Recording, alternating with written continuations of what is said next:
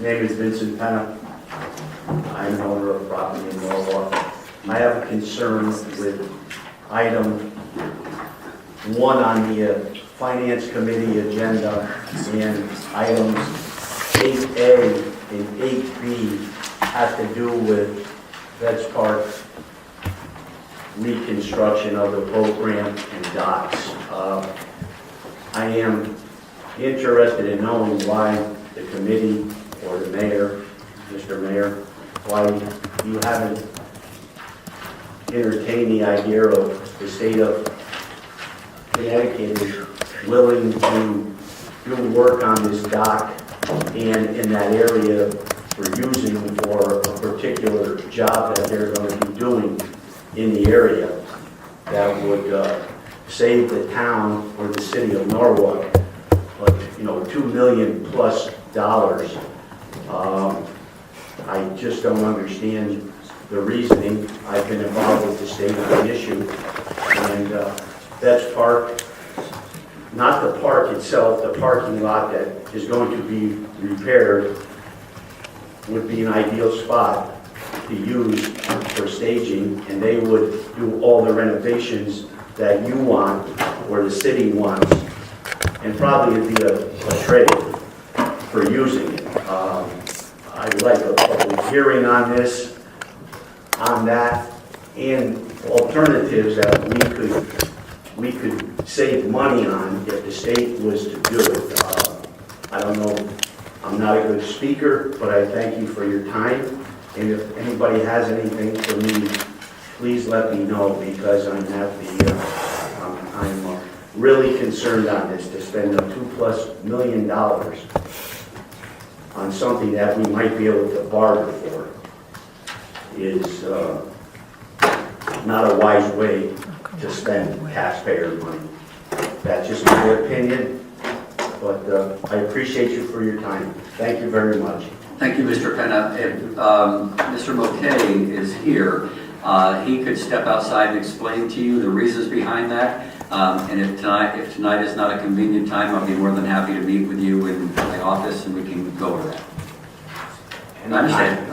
I understand. I feel for you in the project and the property. I absolutely do, and we're trying to work through something. I appreciate that. Thank you. Thank you. Sorry. Diane Lorangella.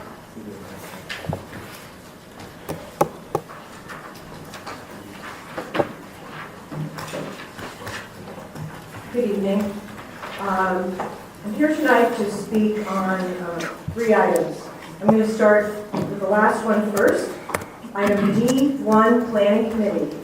I'm here tonight to wholeheartedly endorse the expansion of the boundary of the TOD to include down to Bell Avenue, including the area along Chestnut Street and Lexington Avenue. However, I feel, with the work I've been doing with the neighborhood and the 30 years I've lived in Norwalk, that I'd like to see written guarantees and written standards similar to what we're seeing in the Lexington Avenue, what is being called the Lexington Avenue Village District. It's in some ways semantics that I think might bog us down. I'd like to see the TOD district cover the entire area, not just the area that's on your maps. The green area on your maps is called a village district motif. It doesn't include the same standards for people that have, where we can have that kind of economic diversity. Now, I leave it up to you good people to hash that out in writing, because what's in writing eventually is what counts. But I'm one who really very much appreciates the Planning Committee and others being willing to expand that. It's important for the realities of the residential area. Next, item C7, under field turf. Over the last 6 or 7 months, I have offered to many of you emails relating to doing the due diligence about artificial field turf. Long story short is I will continue doing my due diligence. But I ask that you table this if this group of council people, unless and until you've received independent discussion about the pros and cons of crumb rubber, I ask that you table this. Now, I requested, even starting last year, that whoever reviews the crumb rubber information be independent from the staff and the companies that we are working with who produce crumb rubber. Of course, you need their information and their opinion, but in order to have the balance, because even Senator Blumenthal feels that there's enough evidence to show this crumb rubber could have a problem, yet it was disappointing to me to see in your packet. Now, I may be wrong, and I hope so. I thought we were going with cork. But if we're going with crumb rubber, I ask that you just table this another month, unless and until you have independent professional health people talking about the pros and cons of crumb rubber. Lastly, for the sake of transparency on the Ryan Park design, again, I am in favor of the master plan. However, I asked for, as of your first August meeting, that there be the phase 2 soil and groundwater samples be given a look-see by the public. I was afforded a quick review. I saw some reports. I am qualified to review those reports. I am not an LEP. I don't do remediation, but I offer to LEPs my opinion about whether enough sampling's been done, what we found in the sampling, and I do know in meeting with Weston and Sampson, they admit that they are not there yet to know the extent of contamination, and they may need to do a few more samples. I entrust that in them. However, there has to be a willingness before you vote on the final design to understand that once they do more testing, they may need to move around some stuff, some design. And I'm not sure what the final design approval means. So I ask that you consider tabling this until the results of their phase 3 study are complete and the public has the right to review this and have the right to possibly hire their own LEP to review these results. So I thank you for your comment. Thank you, Ms. Lauricella. Ernie Dumas.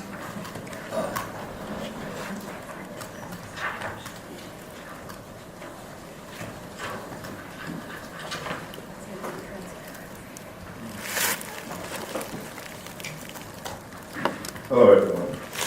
I just wrote to say that I'm in favor of the TOD line, and also a while ago we had a problem with the Amic company, and after they had moved their containers from that yard, we asked that the line be extended to Bell Avenue. We as a community and as the South Norwalk Citizens for Justice, we put in a lot of work to try to prepare and to put our community back together, because there's a lot of money that's being made off of South Norwalk with the blight and the word used as the ghetto and everything of that nature. We've been out trying our best to do things in our community to make it better. Right now, I am putting together a team of people with the homeless shelter and more people in our community to go out and weed whack our sidewalks all through South Norwalk area, in front of stores, curbs, and everything, because our end of the town is being neglected. A few months ago, I was at a meeting at the police department along with Mr. Sheehan and Susan Schwartzer when they had a meeting about the parking area downtown here on Martin Luther King And in that meeting, I heard a gentleman from Spinnaker Realtors make a statement that's been stuck in my heart, that South Norwalk is getting small, so let's go down there and do what we have to do right away. I don't appreciate that, because South Norwalk is getting small, and you're taking Water Street, South Main Street, Meadow Street, and you're putting it in together and you're bottling up the crime that way. We're asking that if you have a heart, there are people that live in our community that need their voices heard, and we need action in our community to better it and make it look better. Not to be tossed away. Because for the simple reason, I'm a Christian. And I believe in God. And I don't believe in throwing away human life, tossing it away. That's why I'm in the street. Regardless what happens to it in my life, I'm in the street trying to make someone else's life better. And that's why I spend a lot of time in this city hall trying my best to make someone's life better, even though that mine is turning upside down. But I don't worry about that because I believe in God, and God will help me along the way. We need support from each and every individual sitting here right now to help us through this situation that we're going through in South Norwalk. Because there are people that are in South Norwalk that are voters. They are taxpayers. They do the same thing that everyone else does on the outskirts of South Norwalk. And they deserve a chance. And this is why I'm going to say it again. I want to see the line extended. And if there's a possibility, if that property is available where Amic was, purchase and put apartments on that hill, and also the Packet building on that street. Let's make South Norwalk look better too as we go through other things. Thank you. Thank you, Mr. Dumas. There is nobody else signed up to address the council. Is anybody that has not had an opportunity to sign that would like to speak? Yes, sir. Would you come down and state your name for the record?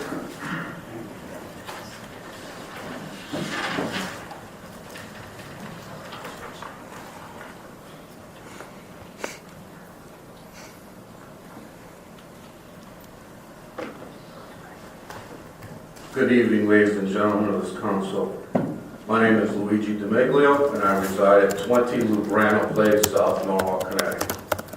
I, too, wish to see the TOD line extended down through Lexington and over to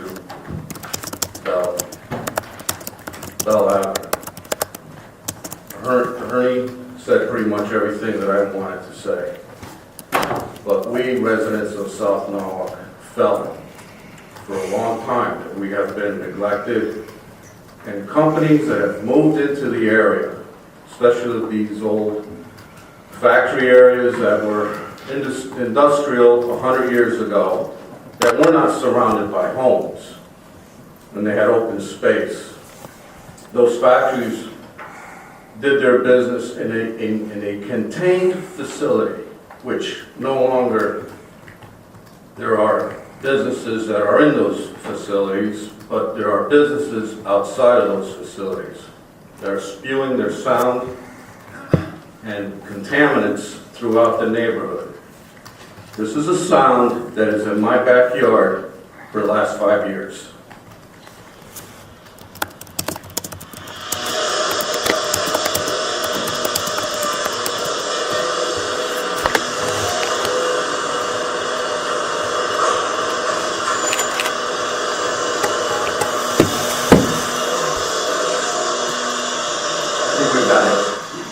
It's only a 20-second clip. Imagine hearing that every day. My children grew up in South Norwalk as I did, and they did very well in school. They graduated from Fairfield University. My son became a writer, and my daughter just became a forensic psychologist. She's a doctor, PhD. So a lot of good people turn out from South Norwalk, even though a lot of people look down upon us and feel that just because we come from South Norwalk, we're not worth their time and effort. I can prove you wrong. Again, please do all that you can do for the good people of South Norwalk. Make us a better community and show the rest of Norwalk that South Norwalk does deserve the same attention as the rest of Norwalk and surrounding towns. So if surrounding towns look at South Norwalk, they're not afraid to come down and, say, oh, that's a bad area. I want to thank you for your time and for this opportunity.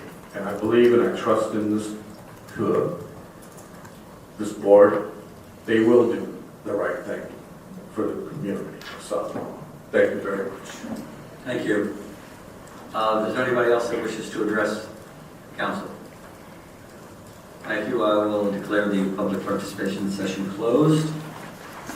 Next item on the agenda, under the mayor's resignations and appointments, I will be withdrawing the names of James Kahn and for zoning commission regular and Cindy Casuto for zoning commission alternate.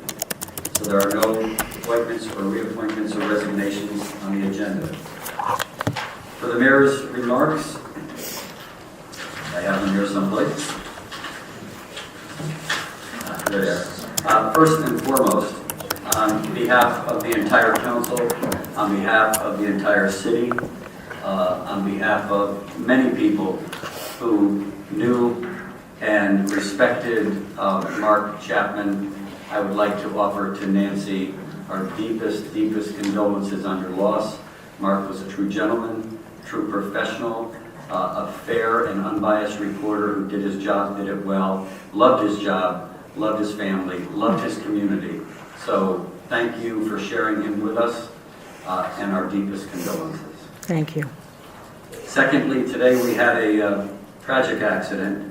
Two of our city employees, Joel Grant and Bill Grant, who work for the DPW, lost their father today to a construction accident in Westport. I went up and visited with them at the hospital. It was very devastating. He owns a construction company, and he lost his life on the job.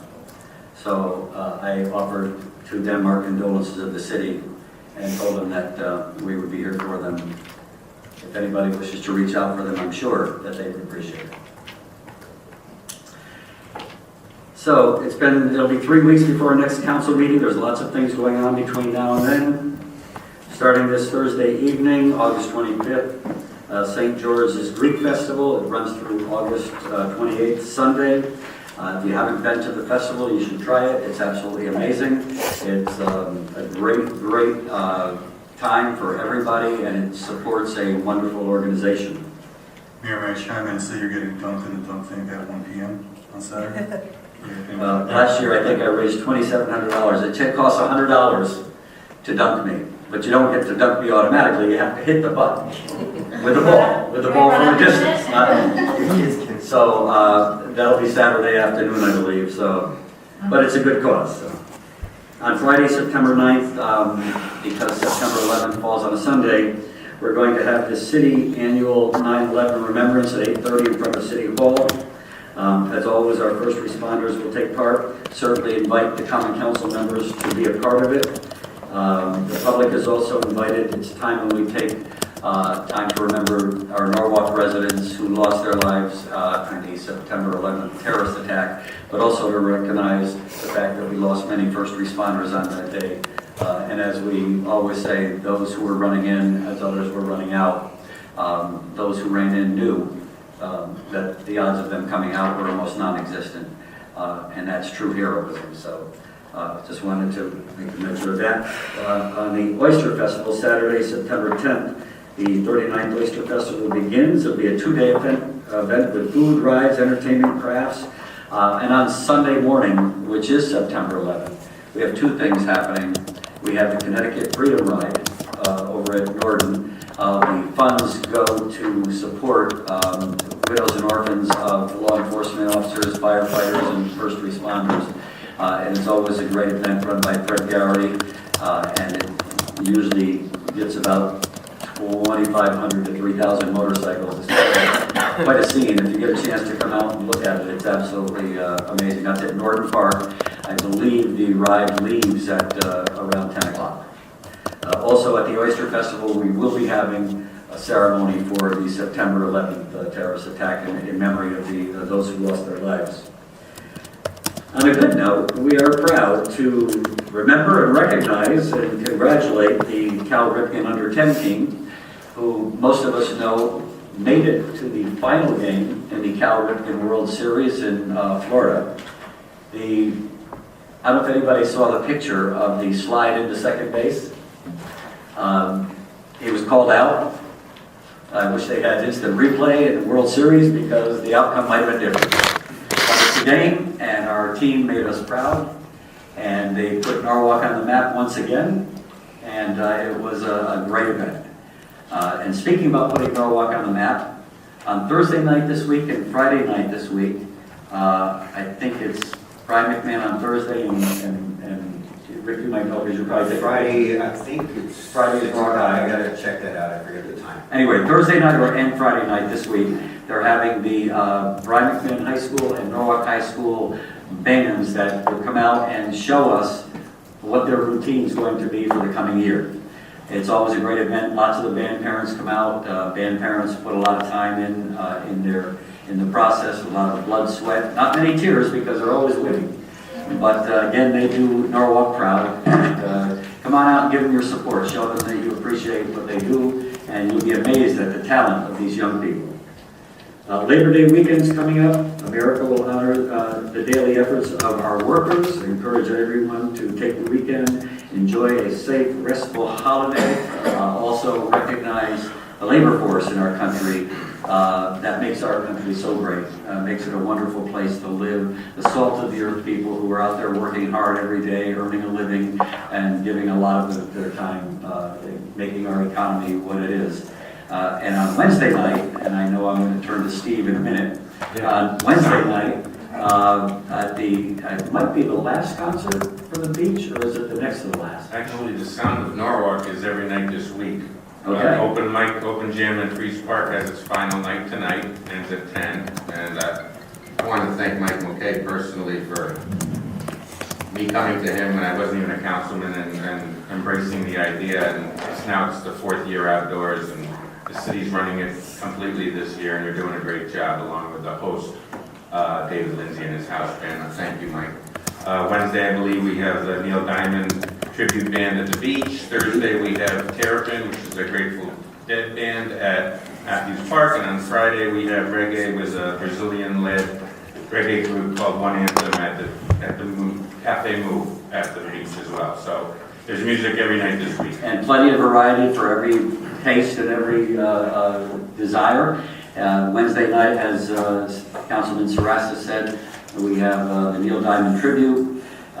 It'll probably be a full house, a packed house. Come on out and meet Crackman Rosie and Sweet Caroline. So. The Sound of Norwalk continues to build. Sound of Norwalk. That's all I have, Mr. Kimmel. Yes. I'm a fan of Terrapin Station, so perhaps you'll see me I do Thursday. have one more thing. Okay. I'm sorry. Mr. Barron would like to introduce, he brought his new budget director. And you have a resume in front of you. Mr. Barron has been doing most of the work on the budget all by himself for the past year. We appreciate all his efforts and hard work. And he said to me he'd like to introduce his new budget director tonight. And I said, by all means. Yeah, thank you, Mr. Mayor. We have Lunda Osmani that began work with us on Monday, August 15th. And it happened to be my birthday, so it was a wonderful birthday gift. Lunda is the son of African diplomats. He was educated in Africa, Europe, and the U.S. 15 years ago, he got a graduate degree, a master's degree in public administration at Wichita State University. But he didn't stop there. He actually returned for 2 more graduate certificates in public finance and economic development. So We not only hope to use his skills and abilities in the management and budget office, but we got that plan of conservation and development that's due every 10 years. And I think Lunda's going to be able to lend a great deal of insight on that. But we're thrilled after almost a year's absence, 11 full months, to have Lunda on board. So with that introduction, Lunda, do you want to? Sure, Osmani, would you like This is to? our common council. Well, thanks for the opportunity. I'm glad to be here. I have a passion for public finance. As Bob has mentioned, I've been doing this work for 15 years. The previous organization I worked with did similar. I served as an assistant city manager for budget and finance, and I oversaw public finance, budgeting, investments, accounts payable, and the deal. Lunda and I actually met in 2011. We both were participants in a week-long Advanced Government and Finance Institute program in Wisconsin. And so when I saw his name come across, this was my third posting. I was very particular with the people. I think I went out in December, again in April, and then this was the third posting. So when I saw his name come across, I was really thrilled. So we're thrilled that he accepted and he's on board. You should be very careful, because when I read his resume, I thought about perhaps we could steal him away from you, but I know. But I know, and also he pays More us. than we get paid. Lunda's wife is a principal in Kansas. Yes. A high school principal?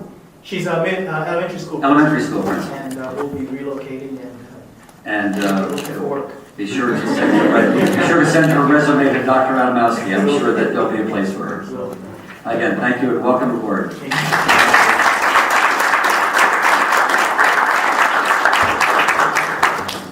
Now, Mr. Kimball, thank you. Thank you. A few things I want to talk about. First of all, briefly, I think, welcome aboard. We need a budget director. But I think it's important to recognize the job that Mr. Barron has done for the city in the last couple of years. It's been incredible. I remember a number of years ago when Jack Miller was our budget director. Sitting behind him was a man named Rich Darling, who was our budget director. We hired Mr. Hamilton, and soon after he had behind him, backing him up, Mr. Barron. And for the last year, maybe perhaps a little over a year now, we've had Mr. Barron as a budget director with kind of like an empty chair behind him. He's had to do both jobs. And we had, as you all know, a rather complicated budget cycle last time around. And it was as if we had not skipped a beat. Everything went smoothly, everything was handled in a professional manner, nothing fell through the cracks. So we all owe Mr. Barron for the job he did.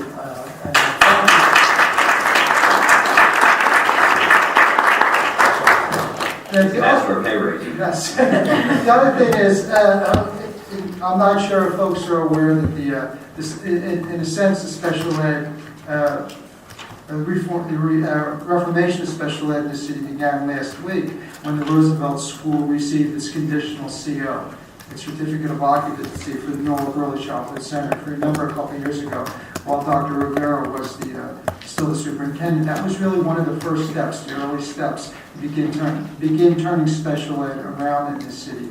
And opening up a school, renovating a building and turning it into a school is a complicated project. We've got to deal with a variety of state agencies, and I'm very, very pleased that we're able to get it done on time.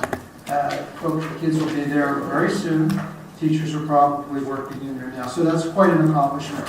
And on another note, I plan to soon discuss, we have in our September Finance Committee meeting, we will, I think, develop a timeline for advancing senior tax relief again.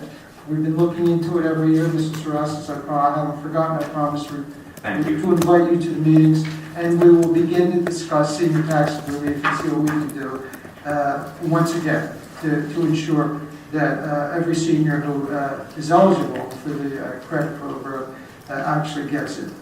One final note, I believe there are two items that will be on consent, which we will probably not discuss.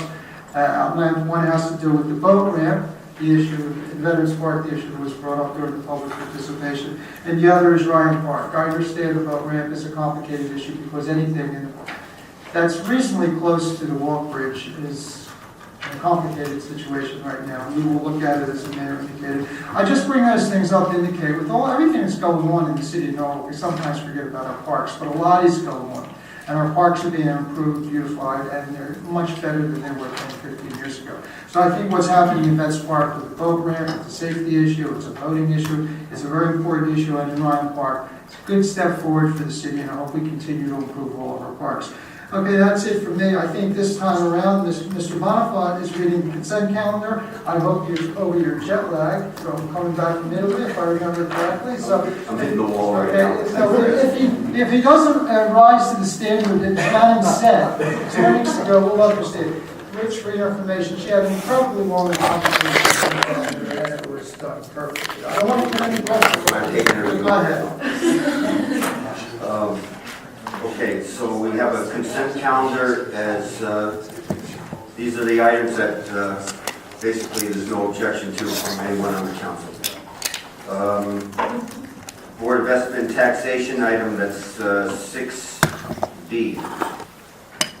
Resolved that a sum not to exceed $6,128 be and the same is hereby transferred to the Police Department, Special Services Division, overtime and federal reimbursements due to increased estimated revenues. Health and safety and welfare is off.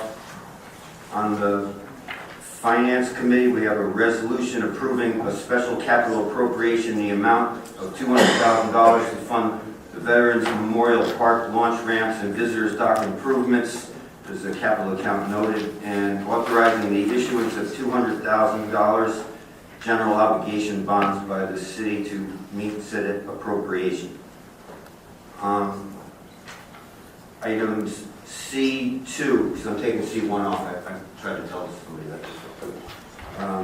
Item C2, authorize the Mayor Harry W. Rilling to enter an agreement with Punch Gym for the use of Cranberry Park Pavilion 1 and immediate surrounding grounds for the Battle of the Bells to be held Sunday, October 23rd, 2016 from 7 a.m. to 6 p.m. Estimated attendance 100.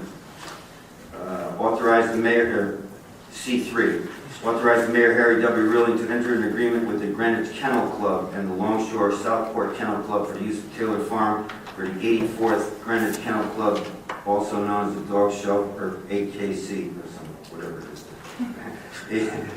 Dog Show will be held Saturday, June 10th, 2017, and Sunday, June 11th, 2017, from 8 a.m. to 6:30 p.m. each day.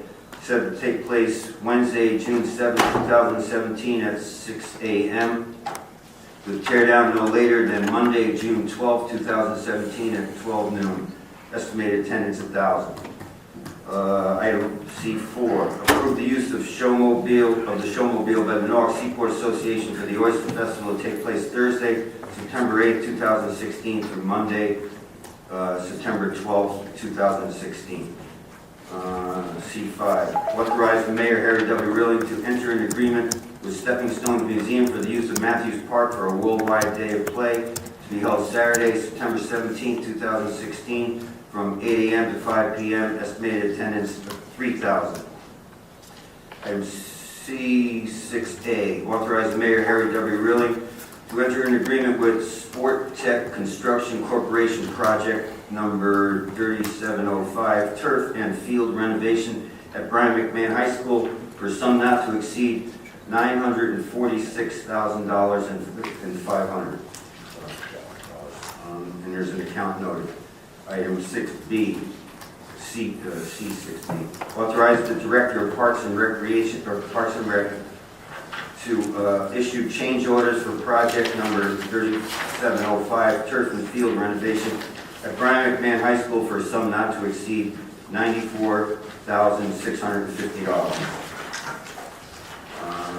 Item C7, authorize the Mayor Harry W. Rilling to enter an agreement with Field Turf, it's a Target Sports Company, for the purchase of field turf model XT-57.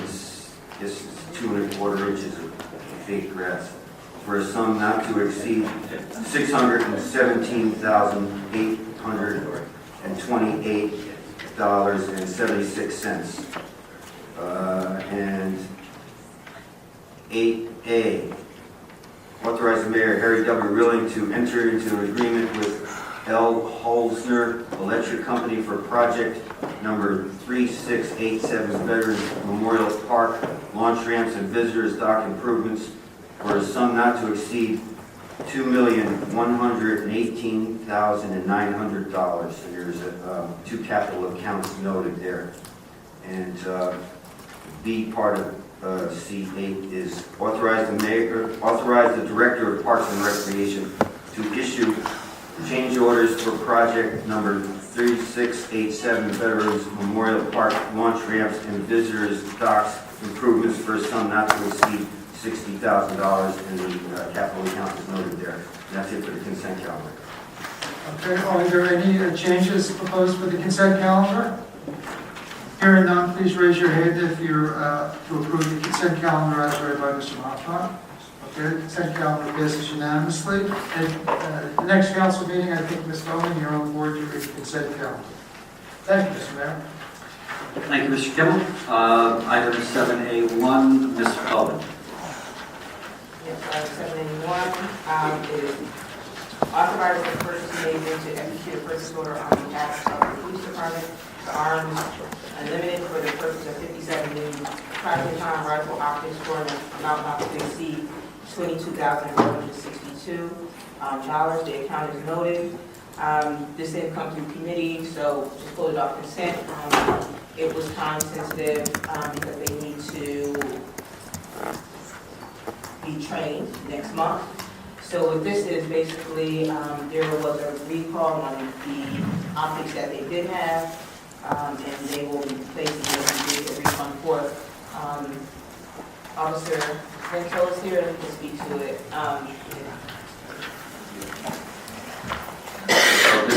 Ms. Bowman, move the item. Would you like to speak on it and ask questions? Pardon me?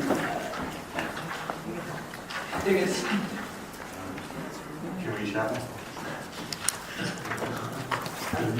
All right, why don't you explain what you're looking for and explain the actual device and what it does? Okay. First, my name is Officer Vento. I'm a training officer from the Norwalk Police Department.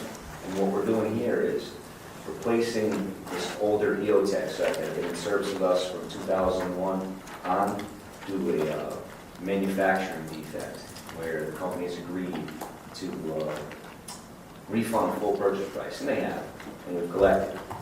With this price, this one does the exact same thing. If you want to take a look at them, you're welcome. I'll pass it on. How come it took so long to figure out there was a defect? Good question. Kept missing. It happens. The Olympics happened. Business-wise, we don't see it, so. Extreme temperature. My rate is going to go way down. What happens is, if you take it from like a really warm room to like freezing outside weather, it can possibly move zero as much as 7 minutes of angle. Yes. Thank you. I think Mr. Sims would like to take a look at them. Well, no, I don't want to take a look at them, but my question was, to you is, is the price the same for the new optics as they were for the old ones? Because you said they reimbursed for full price? Very close.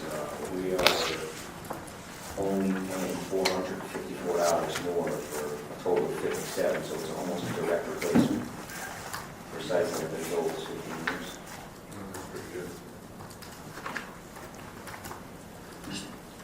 Mr. Kimmel? Yeah, the item before us is for $22,462. So we're paying $22,000 to replace the defective ones.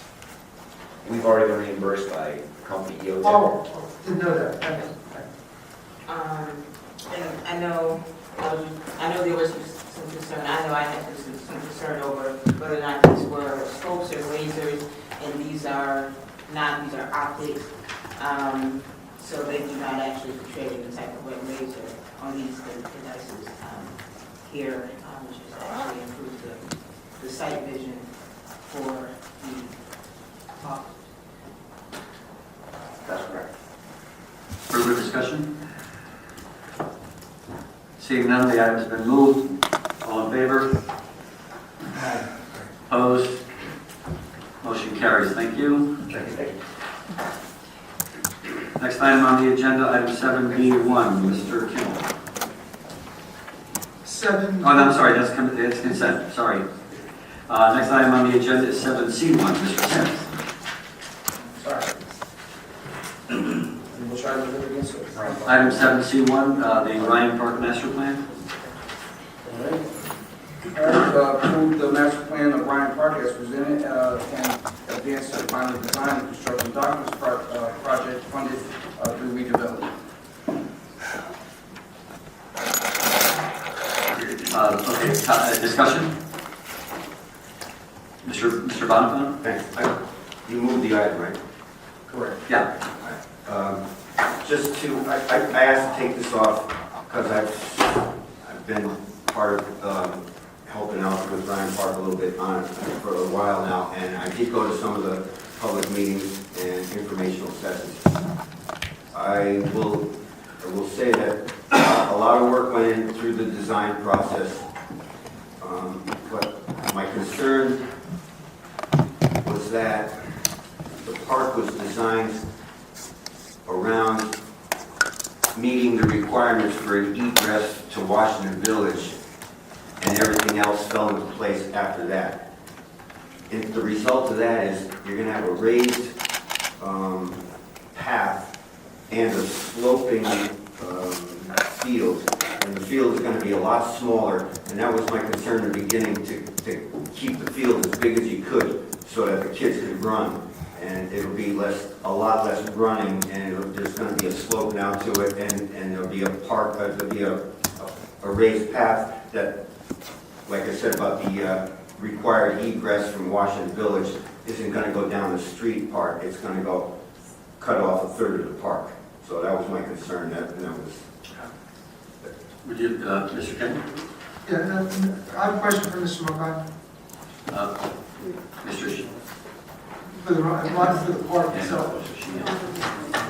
Or Mr. Shea or Mr. McCarthy, it has to do with, it's related to the issue Mr. Bonifant raised. I kept hearing over the last year and a half or so that they're going to, the dry egress would go right through the park and would divide the park. And I'm not sure of the visual image that Mr. Bonifant had when he just said it over the park. My understanding is that the dry egress is kind of, it's kind of a loop around close to the perimeter of the park. And if from the map, so you do have the huge park. Excuse me, it's not a huge park. We do have the bulk of the park area is still intact as a field. Is that correct? Is the dry egress something like this closer to the fringes of the park? Yeah, my name is Jeff Oshesky from Stantec. We're the ones who handle the master planning process. The dry egress is actually, it's a pathway that actually meets grades as a result of the street intersection of Raymond and Day being increased in elevation, and the existing grades that run alongside of the community center, both of which are the same. So the path itself is not really being raised as a result of that per se. It's being raised to meet the grades at the two ends, and it does follow a more outlining path that currently is there right now. So with balancing of the master plan on the southern side of the site, we're actually expanding some of the field area up to the north with the net gain of a few square feet from what is currently there right now. So the idea is just not accurate, that the dry egress is just basically cutting the park. No. Okay. No, the pathway now actually runs in a more northerly circular route than it does currently, which almost follows a sort of outfield fence. Okay, thank you very much. Absolutely. Further discussion? Ms. Bowman? How do we handle the environmental issues? What is the plan for that? I'm not an LEP. That would be something that would have to be directed to Weston Sampson, who's the... Does this design have a cap? Again, that would be something that would be handled by the environmental consultant. There are areas of the park, in terms of the environmental review, there are hot spots currently in the park.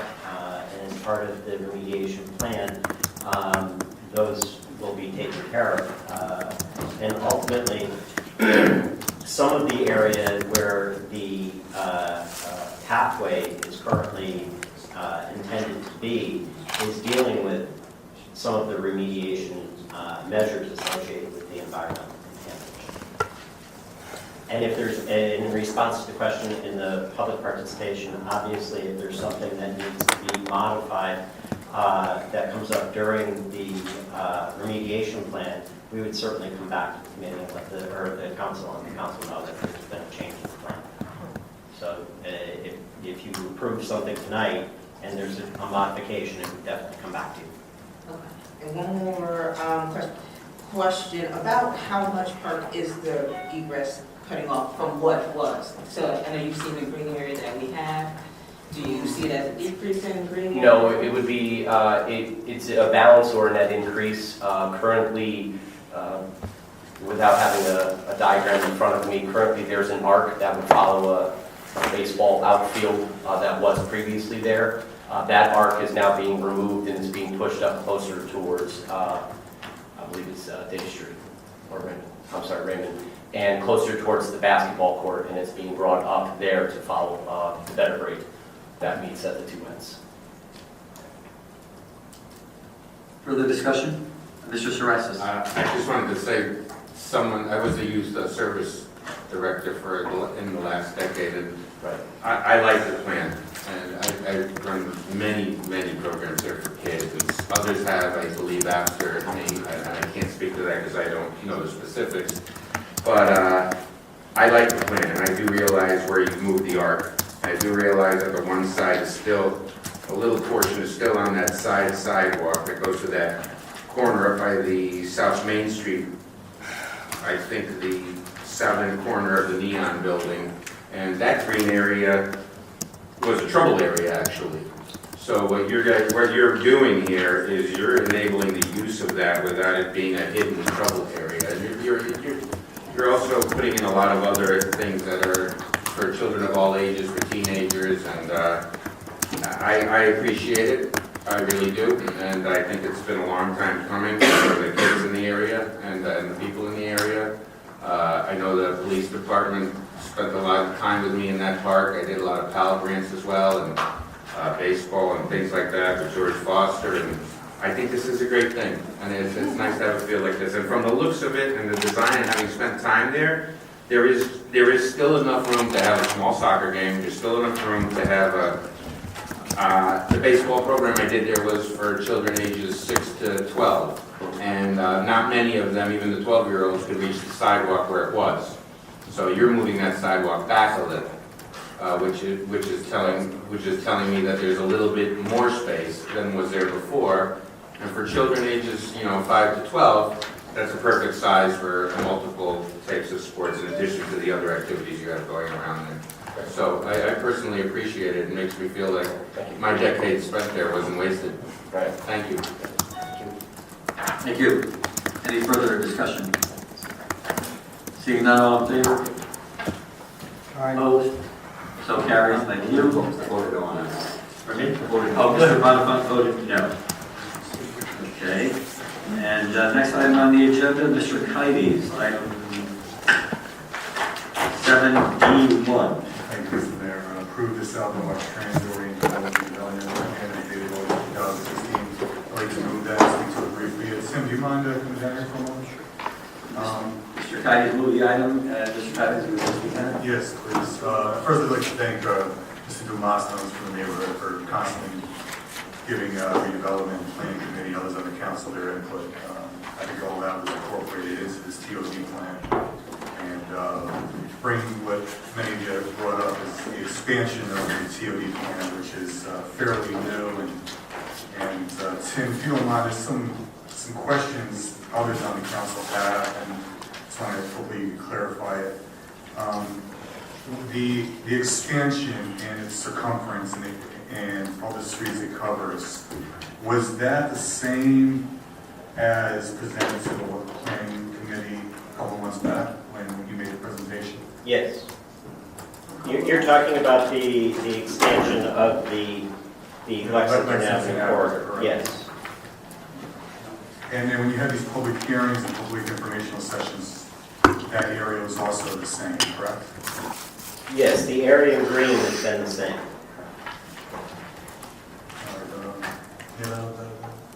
Ms. Bowman, and then Mr. Sims. Well, I was going to move to call a recess.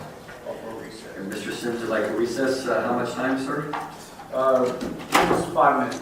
5 minute recess. All in favor? 10 minutes. 10 minutes. 10 minutes. All in favor? Aye. Opposed? 10 minute recess. Thank you.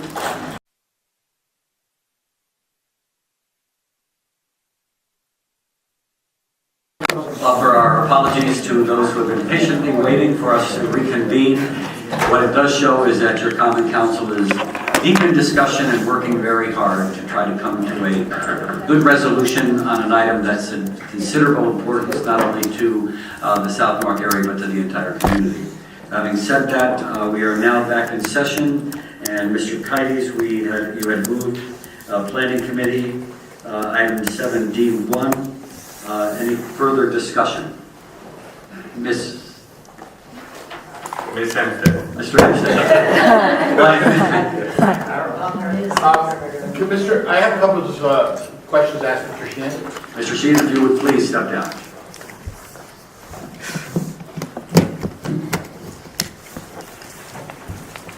First, I want to thank you that you inserted not in one place but several different places about the eminent domain issue. Because a lot of people don't understand it, that technically under the state and federal statute, that if you give a redevelopment certain, by state statute, they have power of eminent domain without our approval. If you notice, it's written in several sections of this, which is great for the record. I don't know, and that's a legal question at some point, is there should at some point, unless the chairwoman ordinance that we should maybe put a permanent ordinance there or something about eminent domain and how it can be used in the city of Norwalk. We kind of don't have to go through this every time we need to do it, some kind of TOD or any kind of urban planning. Procedurally, I got a couple questions procedurally. Once this TOD is voted on, what is the procedure for amending it? Can it be amended at any point in time? Yes, it can be amended by the redevelopment agency. If that amendment is in keeping with the intent of the plan, then ultimately the amendment can stay at the redevelopment agency level. If it changes the intent of the plan in any way, shape, or form, then it has to come all the way back up to the legislative body for approval, and that would be the common council. Now, if the common council wanted to change something in it, I'm saying that you put a scenario out there that the redevelopment agency initiates a change. You're saying it's a minor change, I would guess. But can the council initiate a change? Once the plan's approved, it stays in place unless there's an amendment for a period of 10 years. And then after that period of 10 years, and this has been newly added to the statute post-Kelo, it has to come back to the legislative body, i.e. the Common Council, for review to either extend or amend. But you don't have to wait 10 years. No. Oh, okay, right. And I got a little confused when you said it. It's surprising how fast 10 years goes by, though. Well, no, you're absolutely right. The one that originally is expired. All right, so the council itself at any point could initiate a change that it wanted to on its own. I know the redevelopment agency would have to sign off on it. Right. If the planning committee came back to the agency and said that we wanted to have some modification put into any plan area, the agency would seriously take that under consideration and make I would assume, make the modification being sought. I have one specific zoning question that is, I'm taking everything red being a change to whatever exists. That is correct. Okay. Because it just concerns me, and it's something I would hope maybe the chairman could take up at a later date about it. You're asking for 600 feet for off-site parking. So basically it's saying that somebody could build a unit 2 football fields down the road. They could actually have the parking for that. I'm troubled by that because it came to light downtown, or uptown actually, uptown, outside the library with that project there, that they pick parking way off-site, and the rest of us sit there and go, huh? nobody's going to carry their groceries 600 feet from their car to that particular area. So it's just something I really feel is important, and that's up to the chairperson to do, but that I'm not so in favor of the 600 feet without understanding what that does for other properties. Is it somebody else get taken advantage of that so greatly that they can suddenly build a 5.5-story building as asked for, and then, oh yeah, your parking's over there, and then I can build another one 600 feet from and say, I have enough parking in that one lot to give half to that. To answer that question, actually, that's a reduction to 600 feet from where we originally were. And we went to 600 feet because that was terminology that zoning was more consistent with existing zoning. But let's come back to the fact that although we may consider ourselves in terms of the center city somewhat urban, we are really a suburban community. And in order for a project to be able to get financed, it's going to have at least one, if not more, parking spaces assigned with every unit that it has in order to be marketable and financeable within the Norwalk marketplace. And that being said, if a developer ultimately made the decision that it was going to have some of the spaces within that 600-foot radius, at the end of the day, the zoning commission would have to evidence to the zoning commission the parking plan that's associated with that and what they have as available to them. Let's say, for example, it's the parking authority has said, and one of the examples I use as an example is the Maritime Garage. When the Maritime project was built, in terms of the rental units and the condominium units, the garage at night still stands empty for the most part, and we had the parking requirement on the project directly across the street. If the surplus parking could have been moved over to the parking garage, which would be in that 600-foot radius, that would be a win-win for the parking authority, for the city, for the project. And there is mention of a parking plan? Yes, they have to, something else. They have to present a parking plan to the zoning commission. Okay, who was they? The developer. Okay. But I thought there was something, okay. So it's not reference to a specific, city has a citywide parking plan? No. Okay, all right. The way it was worded, that's why I was interpreting it. So, just so, again, so the council at any point can take any one of these sections, take it back up and have a discussion about it. If it's major, then it has to be, okay, reverse. Council wants to change something and the redevelopment agency doesn't once it adopts this. Then what? Ultimately, by statute, the redevelopment agency has to adopt a redevelopment plan. And if there's an amendment to the plan, the redevelopment agency would have to adopt the amendment. Okay, so they're not the dog wagging the tail, the tail wagging the dog. As we go through this process, we have to come to you and we have to get council approval of the plan. Once it's approved by you, then it ultimately comes back to the redevelopment agency, and then the redevelopment agency is the final approval entity. Thank you. I would suggest, however, though, that the council might want to revisit taking a look at the plan in terms of its form after zoning, because as I've indicated to all of you, neither you or the redevelopment agency has control of what ultimately is going to be the underlying zoning for the POD area, and I would assume that the council will have an interest in that. Thank you. Mr. Kimball. Your last point struck me is that this is an interesting issue. It's very complicated, and so much of it relies on zoning, which we really have no say in. And so we approve a broad outline, and we sort of cross our fingers. So what I do, I agree 100% with what you just said, that we have to stay tuned. We have to stay in touch with this through the planning committee and perhaps even the full council, because we're not quite sure what the final, this whole thing, much of what we're doing here has to do with the proximity to transportation and a whole hodgepodge of zoning regulations that we knew we had to cut through one way or the other if we're really going to have that part of town developed the way residents wanted to be developed, yet we don't have control. over that, either redevelopment does or the council or the planning commission, I guess. So I would suggest that in our planning committee meetings that we make it a regular topic of discussion. If we feel necessary, we bring it back to the council for a tweak here and there, especially if zoning does something unanticipated. We should go that route, and this is something we want to have to keep looking at carefully. This is, as I learned a little while ago, this is a much larger TOD plan than we usually takes place. It's that much more complicated, in my opinion, because of the incredible zoning which was reflected in the AMET situation, which a lot of folks around the city looked at and said, this really has to be corrected. This is not fair to anybody. Okay? So I hope we continue to discuss this as we move along. Thank you for all the work in this sweatshirt. This is tough. I know there's a lot of different pieces that you had to get coming together, and now it's our turn, I guess. So thank you. Yeah, you know, this is a very important issue to me as representative of South Norwalk and to all of us. You know, and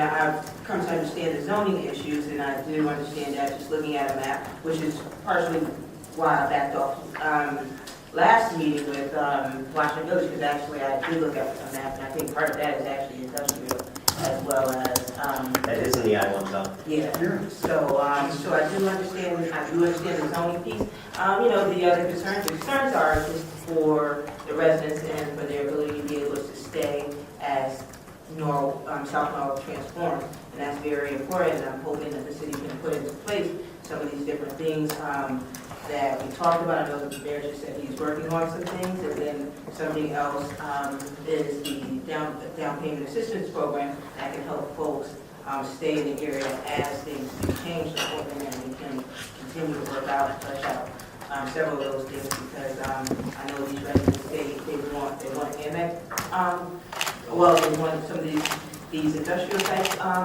moves, but they also want to be able to stay. So as their groups, they want to be able to stay, and those their children want to be able to stay. So I hope we can continue to work those things out.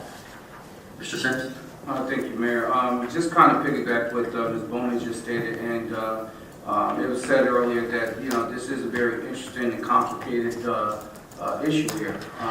You know, and normally the TOD is normally, you know, 2 to 3 blocks in a particular area. However, this is pretty much half of our district, if not almost the entire district in South Norwalk.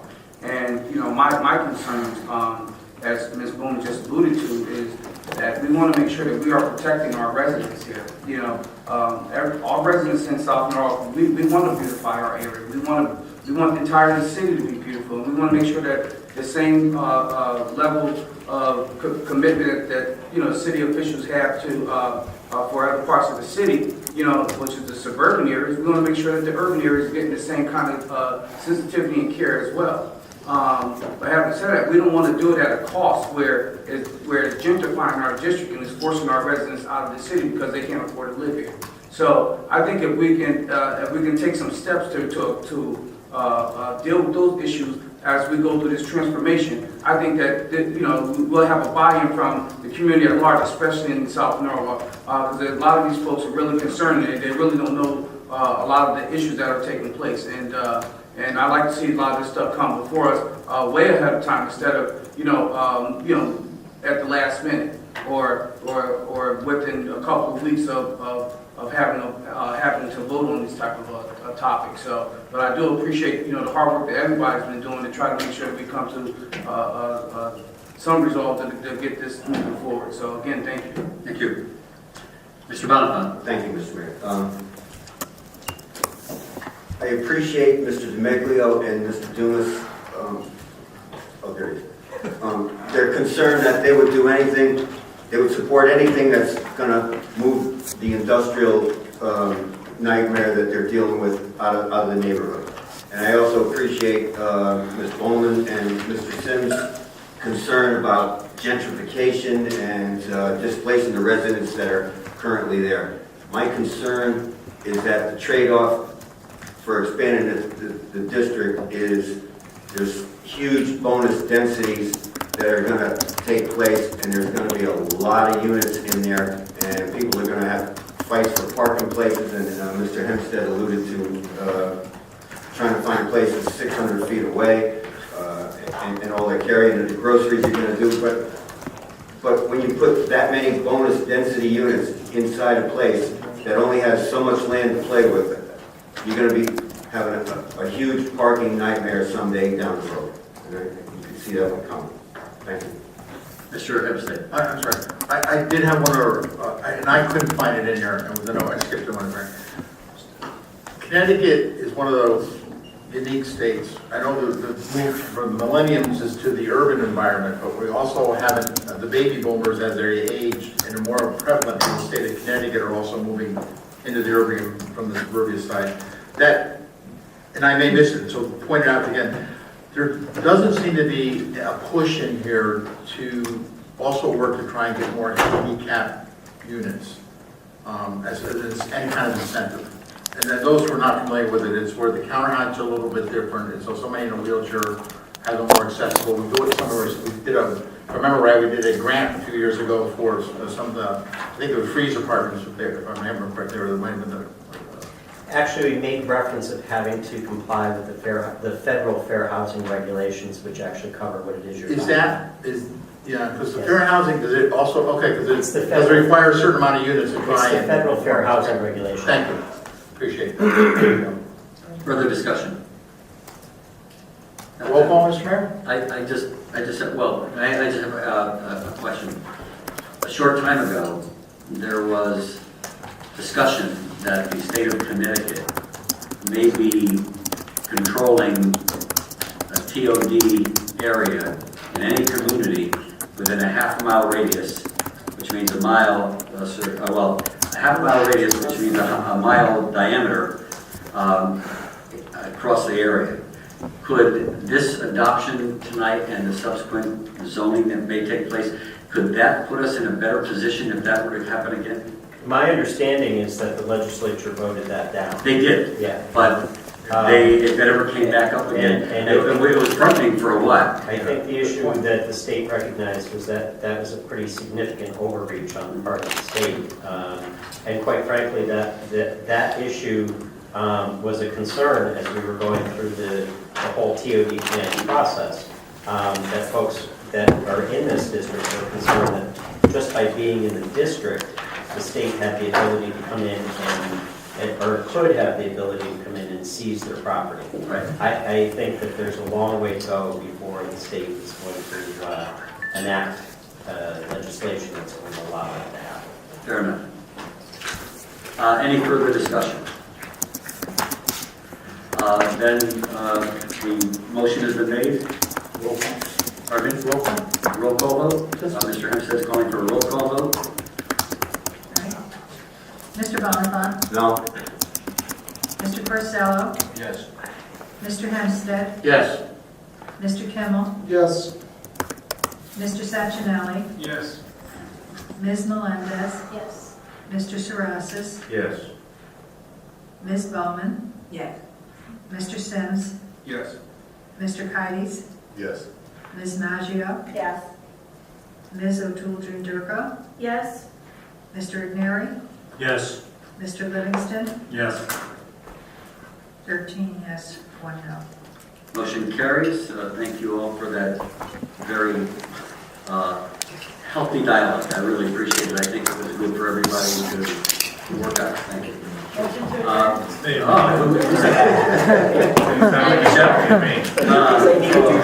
to adjourn. All in favor?